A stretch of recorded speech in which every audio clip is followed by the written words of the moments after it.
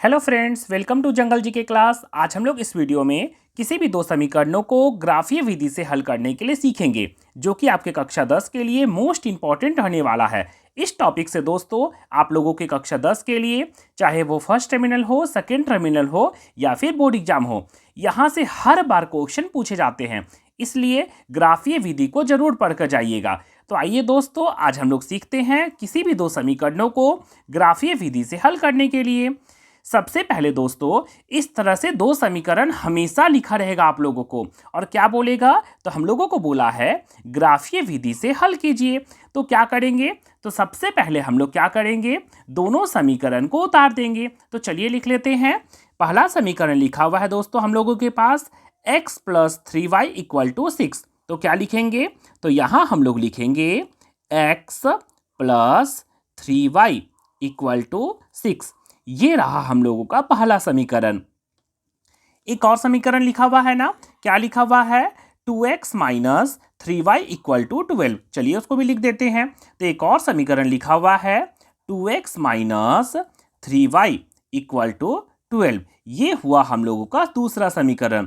इस तरह से दोस्तों कभी भी ग्राफीय विधि से हल करने बोलेगा तो दो समीकरण लिखा रहेगा। तो हम लोग क्या करेंगे, सबसे पहले दोनों समीकरण को उतार देंगे। अब क्या करना है, इस तरह से लिखने के बाद सबसे पहले हम लोगों का और क्या क्या है कि इंग्लिश वाला दो को लिखा हुआ है, इंग्लिश वाला किसी एक को इधर, बाकी सबको हम लोगों को उधर कर देना है। मतलब जैसे यहाँ इंग्लिश में XY लिखा हुआ है ना, इनमें से किसी एक को इधर करना है, बाकी जितना भी अंक लिखा हुआ है सभी को हम लोगों को उधर कर देना है दोनों समीकरण में। तो चलिए कर लेते हैं। तो कैसे करेंगे, इंग्लिश वाला किसी एक को इधर करेंगे, बाकी जितना भी अंक लिखा हुआ है सबको हम लोग उधर कर देंगे। तो चलिए कर लेते हैं। तो कैसे लिखेंगे, यहां लिखेंगे x = 6, ये +3y है। जैसे ही बराबर को उधर जाएगा तो क्या हो जाएगा, -3y। इतना तो हम लोग कर सकते हैं ना। क्या किया, इंग्लिश वाला किसी एक को इधर, बाकी सबको हम लोग उधर कर दिए। चलिए इसमें भी कर लेते हैं। इंग्लिश वाला किसी एक को इधर करना है, बाकी सबको हमको उधर कर देना है। क्यों, क्योंकि ग्राफीय विधि को हल करने के लिए हम लोगों को इतना करना होता है। तो चलिए कर लेते हैं। तो क्या लिखेंगे, तो हम लोग यहाँ लिख देंगे 2x = आप चाहे तो x या y किसी को यहाँ रख सकते हैं। 2x = 12, ये -3y है। जैसे ही बराबर को उधर जाएगा तो हो जाएगा +3y। इतना तो कर सकते हैं ना। मैंने बताया कि इंग्लिश वाला कोई होना चाहिए, उसके साथ और कुछ नहीं होना चाहिए। यहाँ इंग्लिश वाला के साथ क्या लिखा हुआ है, 2, ये गुना में है ना, तो इसको भी हम लोगों को बराबर के इधर करना होगा। तो क्या करेंगे, तो x बराबर हो जाएगा 12 + 3y, और ये गुना में है तो जैसे ही इधर जाएगा तो हो जाएगा भागा में। क्या हो जाएगा, भागा में 2। यहां तक तो कर सकते हैं ना। इतना काम हम लोगों को करना है। फिर क्या करना है दोस्तों, दोनों समीकरण के लिए हम लोगों को एक एक बॉक्स बनाना है। चलिए बना लेते हैं। तो दोनों समीकरण को इस तरह से लिखने के बाद हम लोग क्या करेंगे, दोनों समीकरण के लिए एक बॉक्स तैयार करेंगे। क्या करेंगे, तो दोनों समीकरण के लिए एक बॉक्स को तैयार करेंगे। इस तरह से दोनों समीकरण के लिए बॉक्स बना लेते हैं। 1, 2 और 3 कॉलम। यहां लिखेंगे x और यहां लिखेंगे y। मतलब x का 2 गो मान निकालना है और y का भी 2 गो मान निकालना है। तो चलिए यहां पर भी बॉक्स बना लेते हैं। दोनों समीकरण के लिए हम लोगों को बॉक्स बनाना है। इस तरह से बॉक्स को हम लोगों को बना लेना है और इसमें 3 कॉलम रखना है।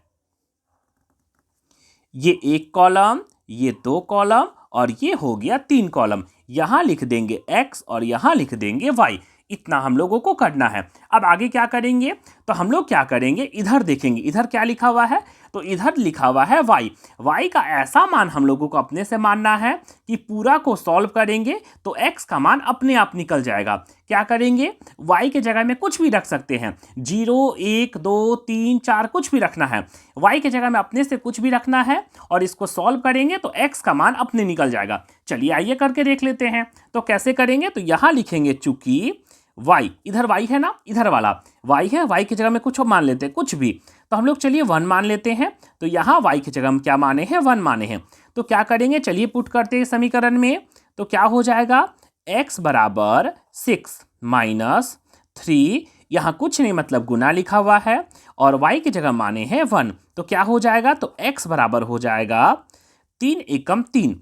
6 में से 3 को घटाएंगे तो कितना हो जाएगा 3। मतलब y का मान माने 1 तो x का मान कितना आया, तो x का मान आया 3। इतना तो कर सकते हैं ना।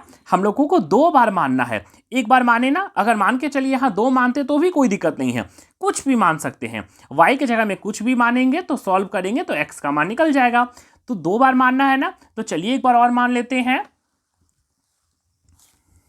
यहां लिखेंगे चूंकि y बराबर कुछ मान लेते हैं, पहले हम लोग 1 माने थे ना, अब चलिए हम लोग मान लेते हैं कुछ और, तो 0 मान लेते हैं। तो यहां लिखेंगे 0। y की जगह में कितना माना, तो y की जगह में माना है हम लोग 0। तो कैसे हो जाएगा, तो यहां लिखेंगे x बराबर क्या हो जाएगा, x बराबर 6 माइनस 3 इंटू y की जगह में क्या माने हैं, तो y की जगह में माने हैं 0। तो क्या हो जाएगा, x बराबर 0 को 3 से गुना करेंगे तो 0, तो 6 में से 0 को घटाएंगे तो हो जाएगा 6। क्या निकल गया, तो x का मान निकल गया 6। y का मान क्या माना था, तो y का मान मैंने माना था 0, तो x आ गया हम लोगों का 6। इस तरह से बॉक्स तो भर गया ना। पहला समीकरण से हम लोग बॉक्स को भर दिए। अब आइए हम लोग दूसरा समीकरण से बॉक्स को भरने सीखते हैं। चलिए इसको भरते हैं, फिर आते हैं अब दूसरा समीकरण में। यहाँ क्या लिखा है, y की जगह में अपने से क्या मानेंगे या कुछ भी रखना है कि पूरा को सॉल्व करेंगे तो x का मान अपने से निकल जाएगा। तो चलिए रखते हैं, तो यहाँ रखते हैं चूंकि y बराबर कुछ भी मान सकते हैं, लेकिन ध्यान रखिएगा ऐसा मान मानना है कि इसको गुना करके 3 से 12 को अगर जोड़ेंगे तो 2 से पूरी कट जाना चाहिए। ये मान पॉइंट में नहीं आता है, ना ही बट्टा में होना चाहिए। हम लोगों को ऐसा मान मानना है y के जगह में कि 3 से गुना करके 12 जोड़ेंगे तो 2 से पूरी कट जाना चाहिए। तो चलिए मान लेते हैं। मान के चलिए अगर हम लोग यहाँ 1 रखते हैं तो 3 एकम हो जाएगा 3, 12 और 3 हो जाएगा 15। 2 का पहाड़ा में 15 आता है क्या, नहीं आता है। तो चलिए कुछ और मान लेते हैं, तो यहाँ मान लेंगे हम लोग 2। अगर 2 मानेंगे तो कितना हो जाएगा, 3 दूना 6, 12 और 6 18, 2 का पहाड़ा में 18 आ जाता है। तो चलिए देखते हैं सॉल्व करके। तो y की जगह में यहाँ रखेंगे हम लोग 2। क्या रखें, 2। तो कैसे हो जाएगा, तो यहाँ हो जाएगा x बराबर 12 प्लस 3 इंटू y की जगह कितना रख देंगे, तो y की जगह में रख देंगे 2/2। इतना तो कर सकते हैं ना। फिर कैसे करेंगे, तो यहाँ लिखेंगे x बराबर 3 दूना 6, 12 और 6 कितना हो जाएगा 18। कितना हो जाएगा 18/2। कटेगा क्या 2 से, हाँ कट जाएगा। 2 एकम 2, 2 नमा 18 बराबर कितना आया, 9 आया। y के जगह में हम लोगों ने कितना माना था, 2। तो y की जगह में 2 माना था तो x कितना आ गया, 9 आ गया। इस तरह से दोनों समीकरण के लिए 2 बार मान निकालना होता है। एक बार तो निकाल लिया ना, चलिए एक बार और कर लेते हैं। तो यहां लिखेंगे चूंकि y बराबर कुछ भी आप लोग मान सकते हैं, लेकिन छोटा छोटा मान मानना है क्योंकि इसका ग्राफ भी तो बनाना है ना। अगर बड़ा बड़ा मान मानेंगे तो ग्राफ बनाने में प्रॉब्लम होगा, तो इसलिए छोटा छोटा मान मानेंगे। 2 माने, अगर मान के चलिए एक बार 0 भी रख के देख लेते हैं। अगर यहाँ 0 रखेंगे, 3 को 0 से गुना करेंगे तो 0, तो कितना बच जाएगा 12। 2 से 12 कट जाएगा ना। इसको सॉल्व करने के लिए आप लोगों को पेपर बहुत कम मिलेगा, केवल एक ग्राफ पेज मिलेगा। तो इसको आप लोग डायरेक्ट भी बना सकते हैं, नहीं तो आप लोग डायरेक्ट अपने मन में करके ही बॉक्स को केवल भर सकते हैं। क्योंकि ये जो कार्य हम लोग करेंगे इसको हम लोग रफ में करेंगे। कहाँ करेंगे, तो इस कार्य को हम लोग रफ कॉपी में करेंगे, रफ पेज में, क्योंकि इसके लिए इतना जगह नहीं रहता है। बस केवल हम लोगों को बॉक्स का काम है। चलिए एक बार और निकाल लेते हैं। तो y बराबर मान लेंगे 0, 2 बार मानना है 0। तो कैसे करेंगे, तो यहाँ हो जाएगा x बराबर 12 प्लस 3 गुना 0/2। इतना तो कर सकते हैं ना। फिर आगे कैसे सॉल्व करेंगे, तो ये हो जाएगा x बराबर 3 को 0 से गुना करेंगे तो 0, 12 में से 0 जोड़ेंगे तो कितना हो जाएगा, तो 12/2। कटेगा क्या, कट जाएगा। 2 एकम 2, 2 छक 12 कितना आया, 6 आया। मतलब y के जगह में माना था मैंने 0, तो x कितना आ गया, तो x आ गया हम लोगों का 6। इस तरह से इसको हम लोग रफ में करके निकाल सकते हैं। केवल हम लोगों को बॉक्स का काम है। ये सब रफ में भी हम लोग कर सकते हैं, या फिर आप लोग डायरेक्ट मन में भी कर सकते हैं। जिस समय दोस्तों ये दोनों अगर बॉक्स तैयार हो जाएगा, फिर आप इसका ग्राफ आसानी से बना सकते हैं। तो चलिए दोस्तों अब हम लोग ग्राफ बनाने के लिए सीखते हैं।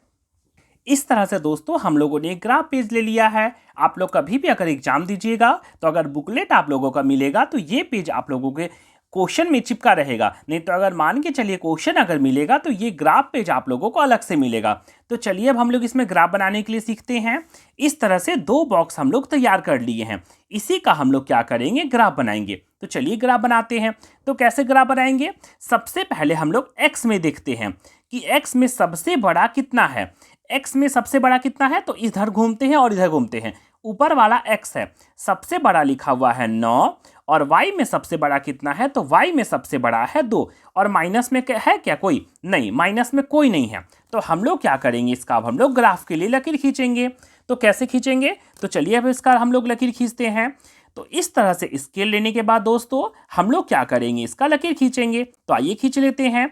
तो इस तरह से स्केल रखकर ये मोटा लाइन, हम लोगों को ये मोटा वाला लाइन दिख रहा है ना, इसमें हम लोगों को ग्राफ बनाना है। इसमें इस तरह से लकीर खींचेंगे और इसका हम लोग ग्राफ बनाएंगे। तो आइए कर लेते हैं। ये काला लकीर में और एक सीधा लकीर इस तरह से खींच देंगे। ये वाई वाला के लिए हम लोग खींच रहे हैं। किसके लिए, तो ये हम लोग खींच रहे हैं वाई वाला के लिए। वाई में सबसे, देखिए तो सबसे बड़ा कितना है, तो y में सबसे बड़ा लिखा हुआ है 2, मतलब छोटा ही लकीर खींचे हैं। और x में सबसे बड़ा कितना है, तो प्लस में है 9, मतलब 9 सबसे ज़्यादा है ना। तो क्या करेंगे, हम लोग इधर को लंबा कर लेंगे, और इधर लिखाता है जो x का माइनस होता है। माइनस में तो कोई नहीं ना है, तो इसलिए उसको हम लोग छोटा कर देंगे। तो आइए खींच लेते हैं। तो इस तरह से स्केल रखने के बाद हम लोग क्या करेंगे, इसका ग्राफ खींचेंगे। इस तरह से रख कर हम लोग उसका लकीर पहले खींच लेते हैं।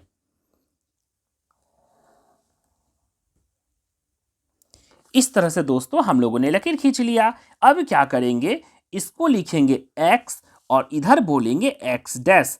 डैश के तरफ हमेशा माइनस होता है और इधर होता है प्लस x वाला।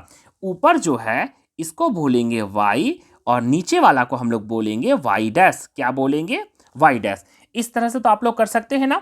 इसको छोटा क्यों किया है, क्योंकि इधर साइड जो डैश है उधर माइनस होता है, तो माइनस में तो कोई नहीं ना था, इसलिए उसको छोटा रख दिए हैं।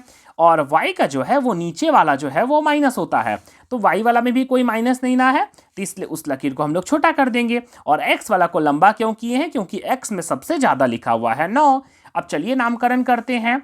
अब हम लोग क्या करेंगे, इसका हम लोग ग्राफ खींचेंगे। ग्राफ खींचने के लिए सबसे पहले हम लोग क्या करेंगे, इसका नामकरण करेंगे। तो आइए कर लेते हैं। तो इसको लिखेंगे यहाँ डैश, इसको लिख देंगे 1, ये बोलेंगे 2, इस तरह से डॉट दे के 3, इसको लिखेंगे 4, ये रहेगा 5, इसको बोलेंगे 6, इसको 7, ये 8 और इसको बोल देंगे 9। क्योंकि x में सबसे बड़ा कितना लिखा हुआ है, तो x में सबसे बड़ा है 9, और माइनस में तो कोई नहीं ना है, नहीं, तो इधर हम लोग एक आध को मान लेंगे। तो यहां लिख देते हैं -1। अब आते हैं y वाला की तरफ। y में सबसे बड़ा कितना है, तो y में सबसे बड़ा है 2। तो हम लोग क्या करेंगे, चलिए खींचते हैं। इधर प्लस वाला होता है 1 और इसको बोलेंगे 2, और माइनस में कुछ नहीं है तो यहाँ लिख देंगे -1 और यहाँ बोल देंगे -2। इस तरह से नामकरण करेंगे। पीछे से कभी नामकरण नहीं किया जाता, हमेशा जब नामकरण करेंगे तो इस बिंदु से इधर सब तरफ किया जाता है नामकरण। चलिए अब इसका ग्राफ खींच लेते हैं हम लोग।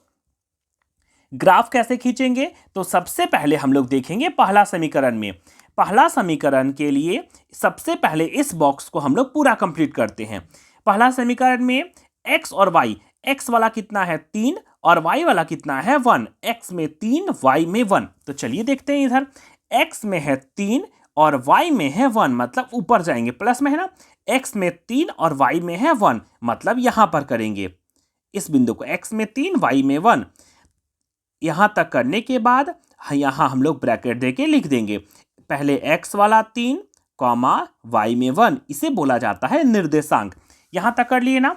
फिर कितना लिखा हुआ है, x में है 6 और y में है 0, x में है 6 और y में है 0। तो देखिए, देखते हैं पहले, x में है 6 और y तो कुछ है ही नहीं, ना ऊपर गया ना नीचे गया, तो जब भी कभी y 0 है तो ये यहीं पर रह जाएगा। इसको बिंदु करके हम लोग लिख देंगे x है 6 और y कितना है 0। इस तरह से हम लोग 2 बिंदु तैयार कर लेंगे, और जिस समय दोनों बिंदु तैयार हो जाएगा तो पहला समीकरण के लिए हम लोग क्या करेंगे, इसका लकीर खींच देंगे। तो आइए खींचते हैं हम लोग। तो स्केल लेकर इस तरह से हम लोग सीधा लकीर इसका खींच देंगे।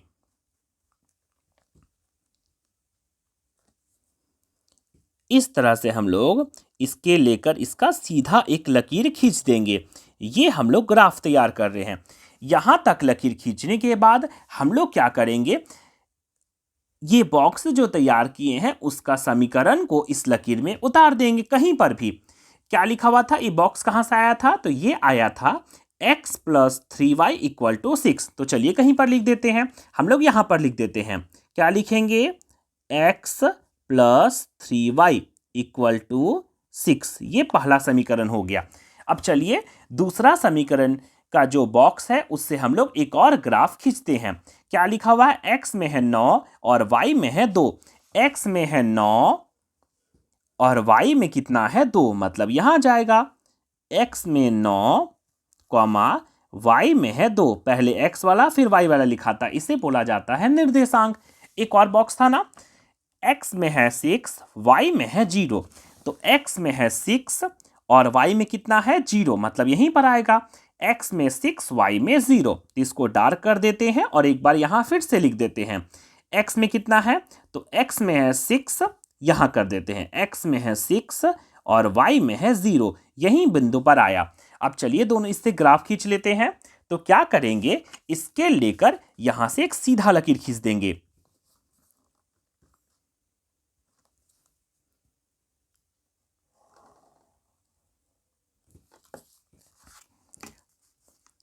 इस तरह से हम लोग लकीर खींच दिए। अब कैसे पहचान में आएगा कि ये लकीर कौन सा समीकरण के लिए है, तो इसका हम लोग समीकरण लिख देंगे। ये बॉक्स कहां से आया है, तो इसका समीकरण लिखा हुआ था 2x minus 3y equal to 12। तो चलिए यहां उतार देते हैं।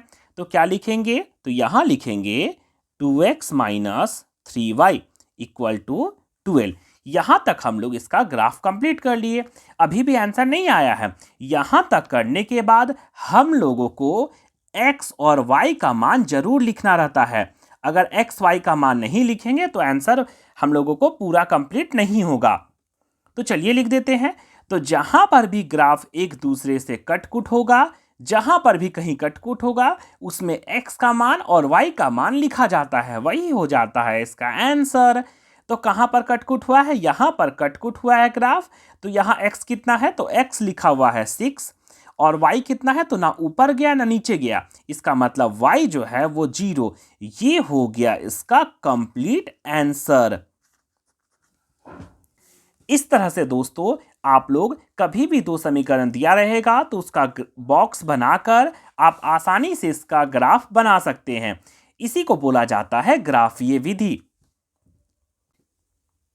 इस तरह से दोस्तों आज हम लोगों ने किसी भी दो समीकरणों को ग्राफीय विधि से हल करने के लिए सीख लिया।